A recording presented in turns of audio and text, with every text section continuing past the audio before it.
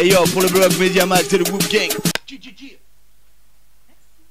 Alors bonjour à tous. Bonjour. Merci d'être là avec nous pour Mediamag. Tiens. Donc en fait je vous ai passé juste au début une petite enveloppe. Exact. Si vous regardez souvent les vidéos YouTube, en fait ils font une notice et là je leur ai filé une petite notice, alors vous allez l'ouvrir. Exact.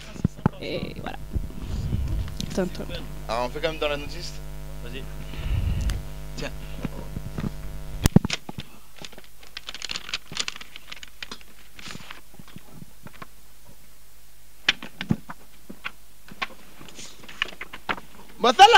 Casala. Voilà.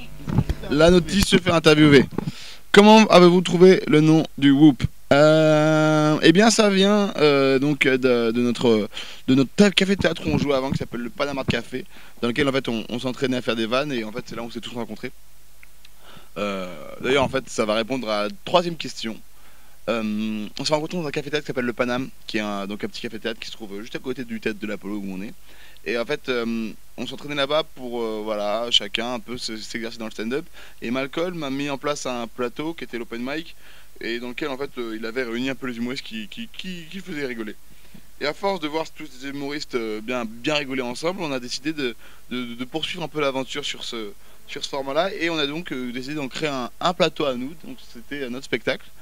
Et un soir en fait où les visiteurs étaient au nombre de 0 parce qu'il neigeait. 0. Et ben on a décidé de dire bon, est-ce qu'on trouve un nom pour ce truc? Et à ce moment-là on a donc un charmant monsieur vêtu très mal qui passe devant nous et qui en fait soulève son gilet et nous montre en fait un écriteau avec écrit WHOP, et en fait la scène était tellement absurde, tellement insolite et tellement inattendu que on s'est dit c'est un signe. Pourquoi ce mec vient à ce moment-là où on cherche le nom? Pourquoi? Qu'est-ce qui se passe? Il était vraiment insistant, il disait Whoop. Ouais, Whoop. C'était trop fou pour qu'on s'en serve pas. Donc le Whoop au début c'est des vidéos YouTube. Pardon? Alors là tu te trompes. Ah, excusez-moi. Mais ça vient du spectacle. C'est après qu'on a décidé de faire des vidéos en fait à force de jouer ensemble sur scène, et en fait vu qu'il y avait Hugo et moi, on s'est dit merde, ces joyeux Yoluberlus sont très rigolos, sont très sympas, et pourquoi on n'en fait pas une petite vidéo en fait pour la promotion d'un spectacle. Mais c'était vraiment surtout faire une vidéo ensemble qui était intéressante dans l'idée de faire une vidéo ensemble. Et en fait on a vu qu'en faisant cette vidéo on a vraiment pris un plaisir qu'on ne pensait pas prendre finalement, parce que on faisait pour l'instant que de la scène, et avec Hugo on ne disait pas spécialement que ce gars-là avait envie de faire ça. Et finalement on s'est dit pourquoi pas faire les deux, hein, allier nous avec Hugo cette passion qu'on a pour la vidéo, la transmettre à eux, et eux qui nous transmettent le stand-up. Et aujourd'hui c'est bien parce qu'on a une vraie fusion, et à la manière de Power Rangers, quand on monte sur scène et quand on fait nos vidéos on se transforme en Megazord. Je sais pas si tu connais un peu le Power Rangers, moi je suis très fan.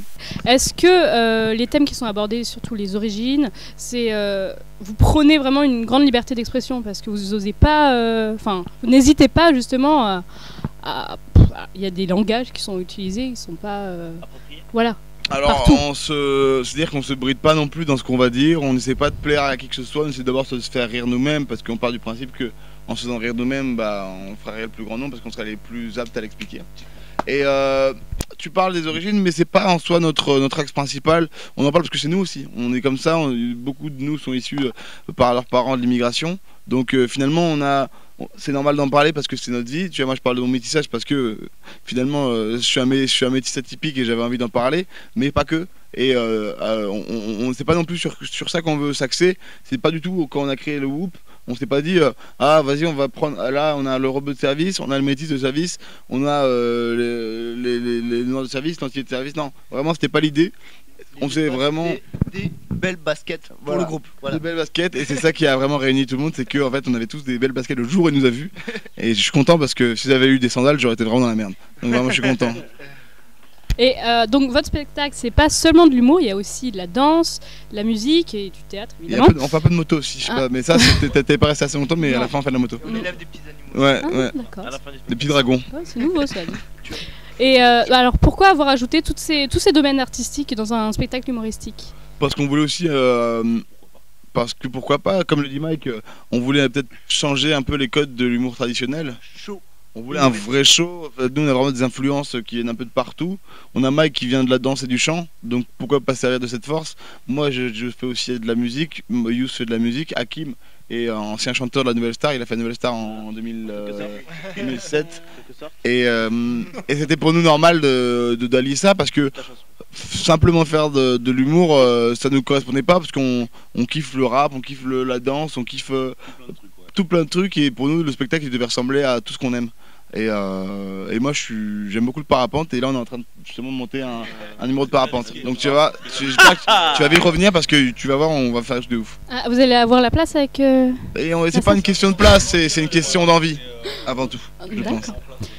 D'accord. Donc là, on a parlé un peu du spectacle. Justement, quel est l'exercice le plus difficile de passer du web à la scène? Qu'est-ce qui est le plus difficile? L'exercice le plus difficile, c'est le PGCD en maths. Ça, j'ai toujours galéré. J'allais faire la vanne. Bien joué, bien joué. Voilà, l'exercice le plus difficile, c'est pas faire de vanne nulle en fait, je pense. Voilà, c'était l'exemple qui s'est avéré vrai là. Mais l'exercice le plus difficile quand on fait de la scène? Oui. Par exemple. En fait, c'est entre les deux, entre les tournages. Pour moi qui viens du web, l'exercice le plus difficile, c'est de se dire est-ce que je suis marrant en vrai? Est-ce que tu vois, venant dans ma chambre, et certes, il y a des stats qui se font, est-ce que finalement je suis aussi marrant devant des gens en vrai? C'était ça l'exercice. Parce qu'en fait, se prouver à nous-mêmes, est-ce que je suis un vrai humoriste? Est-ce que je suis un humoriste, pas que dans ma chambre? Est-ce que je peux faire ça sans montage? Est-ce que je peux faire ça sans effet vidéo? Et finalement, ça a été pour nous concluant parce qu'on s'est entraîné aussi, tu vois, on est reparti de zéro. Et inversement, pour eux, ça a été l'exercice de se dire est-ce que nous, stand-uppers, on arrive à être marrant en vidéo, à écrire des sketchs, à faire de la mise en scène vidéo, à réfléchir déjà au montage, tu vois, tous ces trucs que nous, on avait déjà un peu acquis avec Hugo parce qu'on s'était formé à ça. Donc ça a été un peu un parallèle assez marrant pour eux et pour nous. Et aujourd'hui, c'est cool parce que ça m'arrive de donner des conseils de scène à certains et eux nous donner des conseils en vidéo. Donc ça, c'est vraiment bien. Je suis vraiment vous content. Complétez en fait. Voilà, on se complète à la manière d'une galette complète, œufs, jambon, fromage. Sympa. Et est-ce que vous avez à chaque fois un petit rituel avant de monter sur scène? Ouais, il y a toujours ce rituel. Ouais, on a un rituel, on fait. Ah ouais, excuse-moi. Ouais. Non, attends, on se transmet toute l'énergie avant de monter sur scène. On se réunit, on fait une ronde, on fait une petite prière de groupe qui nous est bien commune à nous. Et voilà, on se transmet l'énergie, on se met la patate et après on y va. Il y a l'échauffement, il y a tout ça. Il y a l'échauffement, on se tape. Voilà. des trucs glauques. Voilà, allez les gars, venez. Non,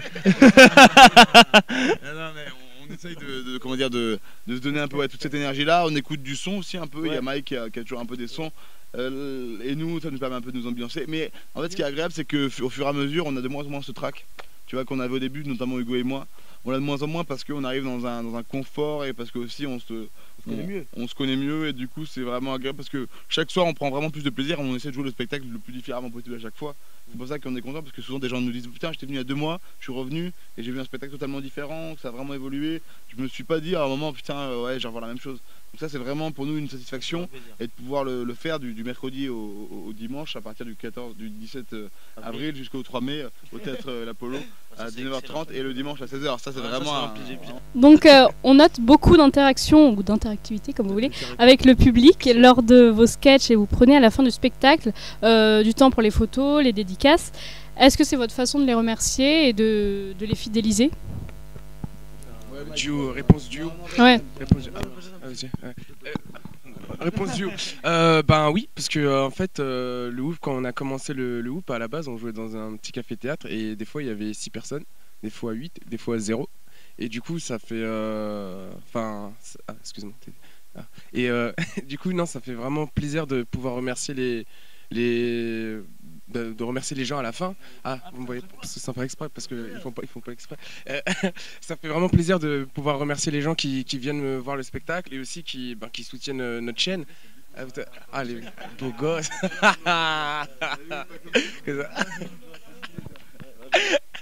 Et du coup, bah oui, ça nous tient à cœur de pouvoir remercier toutes ces personnes qui nous suivent, parce qu'à la base, le Whoop, on était juste 7. Du coup, et plus, bon, c'est vrai que Hugo et Ivy, ils avaient leur communauté, mais même qu'on a lancé le concept du Whoop, genre les gens, ils ont pas forcément adhéré tout de suite au fait qu'ils rejoignaient un groupe. Et du coup, ils nous ont vraiment accepté, c'est ça qui fait plaisir. Ça fait plaisir d'avoir le retour du spectacle, quoi. Voir comment ils ont senti le spectacle, ça nous fait plaisir de pouvoir savoir leurs émotions, comment ils ont ressenti le show. Puis moi, souvent, on me dit des trucs et ça me sert après comme conseil, quoi. Je dis, ah ouais, il y a un mec qui m'a dit ça et tout, donc ça me permet de faire évoluer le spectacle. Vas-y. C'est que si on n'a pas le choix, parce qu'ils nous attendent devant, en fait. Du coup, en fait, si on veut, on peut pas sortir autrement.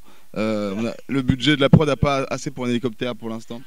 Donc on est obligé. Non, mais je rigole, bien sûr, c'est avec un grand plaisir qu'on le fait. Et si on le fait, c'est parce que en fait, il n'y a pas de raison de pas le faire. En fait, les gens vont payer, les gens sont là pour nous. Il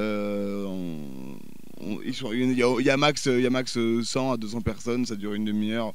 Et puis c'est toujours agréable pour eux, tant que pour nous de savoir qu'on. Moi, tu vois, pour moi qui viens du web, je le vois en vrai. Donc pour moi, c'est un vrai kiff de savoir que finalement, c'est pas que du virtuel, quoi. D'accord, donc justement, vous avez fait du web, de la scène. Est-ce que le cinéma vous intéresse? Eh ben, bien sûr, évidemment que c'est un truc qui nous intéresse dans le sens où c'est un peu, voilà, pas la marche d'après, mais c'est complémentaire, ça se suit avec l'évolution dans laquelle on a envie d'aller.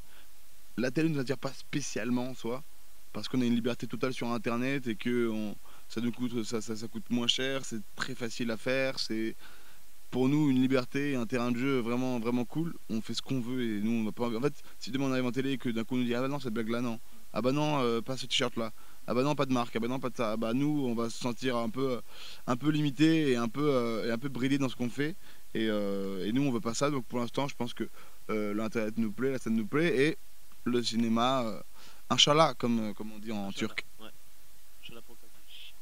Alain Chabat d'ailleurs. Alain Chabat. Ok, merci. Donc en fait, Merci de mépris. Allez, ta gueule, connard. J'ai une photo de ta mère dans ma main là, je vais la brûler dans toi, connard. Ok? Non, je te le dis, comme dans votre spectacle, il y a une conférence de presse, enfin pas improvisée, mais déjà préenregistrée avec des questions. Non, c'est improvisé. Ah oui, d'accord. Ah bah mince, t'as mal écouté là. Et donc, je vais vous poser à chacun une question. Bon, il n'y a pas Hugo tout seul ce soir, mais voilà, À chacun. peut-être. Donc, je commence par Hakim. Bonjour. Ah, d'accord.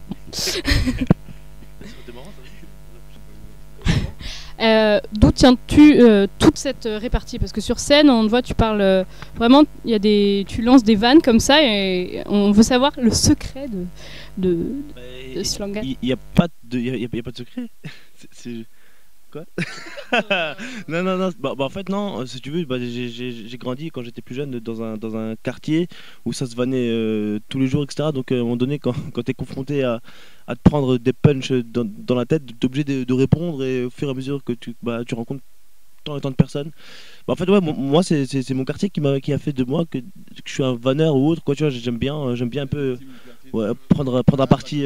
Non, c'est pas ça. Non, mais tu sais, quand t'es entre potes, on est une vingtaine de mecs, ça vanne, ça va des vannes, au bout d'un moment, ça va tout seul, ça va plus vite, etc. C'est ça, en fait, rien de spécial. Ok. Question pour Mike.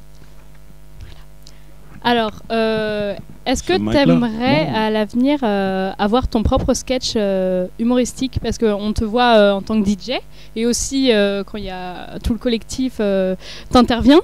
Mais il n'y a pas un sketch en fait juste pour toi en solo? C'est une très bonne question que tu me poses parce que en vérité c'est une question que je me pose moi-même. Donc c'est pas forcément ce que prévu ou c'est pas forcément encore dans nos têtes, mais c'est vrai qu'au fur et à mesure, je me pose la question de pourquoi pas essayer de tester des vannes un petit peu. Mais quoi qu'il arrive, ce ne sera pas en premier dans le spectacle. Je pense que si je commence à travailler dans cette direction, ce sera au Paname, là où on a commencé. Tout d'abord dans la petite salle pour tester des vannes devant des gens, se manger des bons bides, et ensuite revenir et pourquoi pas les tester sur la scène. Mais c'est une bonne question que tu me poses parce que de plus en plus, c'est vrai qu'en les voyant jouer, en connaissant maintenant un peu plus ce côté artistique, c'est quelque chose qui devient, que j'apprécie en fait tout simplement. Et c'est vrai que même quand on rigole avec les potes ou quand on sort des vannes comme ça, des fois il y a des choses qui sortent et des fois on se pose la question, on se dit pourquoi pas tester au moins. Donc ouais, pourquoi pas. Bah alors du coup Yvick, alors tu es en même temps au studio Bagel Oui. et sur le Whoop. Ouais. C'est pas un exercice difficile de devoir gérer ces deux tournages, enfin ces tournages. Bah écoute, pour le moment, non, parce que moi j'aime beaucoup l'atmosphère de pluvieux en ce moment, c'est-à-dire que. Allez, t'as enculé, t'as pu faire un truc marrant là. Alors gérer les deux, non, moi j'ai besoin de ça en fait. J'ai besoin d'avoir en fait des atmosphères, des univers différents dans lesquels je trouve un peu de tout. Tu vois, le Whoop me permet d'avoir un truc très troupe, très équipe, très fusion. On taffe tout, c'est un spectacle, tu vois. Enfin, il y a un côté aussi peut-être plus urbain, plus musical, plus hip-hop qui me ressemble plus, mais qu'au Bagel, moi je vais apporter justement ce côté-là que je vais avoir dans le Whoop, ce côté plus hip-hop, plus musique, je vais l'apporter au Bagel comme eux vont m'apporter un côté peut-être, comment dire, il va y avoir tout ce qui est avec Canal+, et tous les trucs, c'est pas professionnel, c'est pas le mot, mais disons plus, comment dire, on sent une autre touch, une autre façon de faire. Et donc du coup moi j'aime bien en prendre un peu, voilà, chaque expérience, prendre chaque truc cool de chaque expérience, et pour moi après voilà me perfectionner aussi dans ce que je fais. Mais c'est agréable de pouvoir en fait je veux pas faire tous les jours la même chose, j'ai horreur de la routine. Et c'est vrai qu'aujourd'hui moi j'ai une chaîne principale sur laquelle je fais des vidéos face cam, j'ai la chaîne du Whoop, j'ai ma chaîne musicale sur laquelle je fais de la musique, j'ai ma chaîne avec le Bagel. Donc ça me permet tous les jours d'avoir plein de projets différents, et c'est pour moi c'est comme ça que je vois ma vie, c'est sans comment dire, sans routine, voilà. Sans concentration, je suis un garçon, à la manière de Mylène Farmer. Voilà. Youssoufa. Oui. Alors tu viens du Jamel Comedy Club. Oui. C'est vrai. Donc beaucoup d'humoristes sont passés par là. Est-ce que tu as un modèle parmi ceux qui sont passés justement par le Jamel? Thomas et Fabrice, c'est comme mes grands frères. Thomas Nijol et Fabrice Eboué, quand je commençais, je les voyais, ils avaient déjà leur spectacle d'1 heure. Moi, j'étais beaucoup plus avec Noom et Waïd, parce que Noom, c'est aussi comme un de mes grands frères. Tu as vu aujourd'hui, il cartonne avec ses films et tout, ça fait vraiment plaisir. Et il était là en tournée, il me montrait un peu comment ça se passait, tu vois. Moi, je sors de la rue et tout, et j'arrive en tournée sans argent, je croyais que tout était payé, tu vois, des trucs comme ça, tu vois. Donc les gens ils m'invitaient des repas, après je remboursais, tu vois. Et aujourd'hui ça y est, maintenant, ça y est, plus besoin, tu vois. Je paye ma tournée maintenant, tu vois. Donc ouais, voilà, c'est un peu mes grands frères. Je voyais Thomas, il avait 1 heure, je me disais waouh, comment il fait pour tenir 1 heure et tout, putain, c'est trop dur. Maintenant j'y arrive facilement. Je vois, là il est de retour avec un 2e spectacle. J'espère que moi aussi je pourrai enchaîner autant de spectacles d'1 heure comme lui, et voilà, je suis dans la lignée, quoi, j'espère.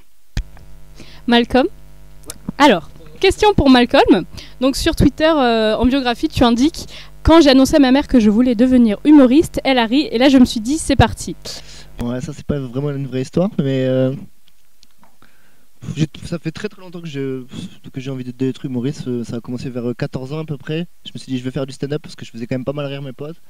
Et j'ai écrit un sketch de 5 minutes, je l'ai fait à une fille dont j'étais amoureux. Elle m'a dit franchement ça passe pas du tout. Et donc elle m'a démotivé pendant 10 ans. Et je réessaye. Et j'ai réessayé à 25 ans. Et là j'ai essayé ça dans un café-théâtre, là ça a marché. Et je suis super content. Jérémy. Mais petit Cynthia, si tu vois ça, j'espère que tu es bien dégoûté, voilà. En plus elle est ministre maintenant. Le mec qui en rajoute trop, non, c'est pas vrai. Donc Jérémy, Oui. t'as un nouveau projet sur YouTube, la chaîne s'appelle It's Big. Alors est-ce que tu peux nous en parler? Non, ça c'est une exclusivité. C'était un projet que j'avais commencé à faire avant le Whoop, enfin juste avant, un peu avant le Whoop. Et j'ai lancé les 4 vidéos exclusives sur la chaîne.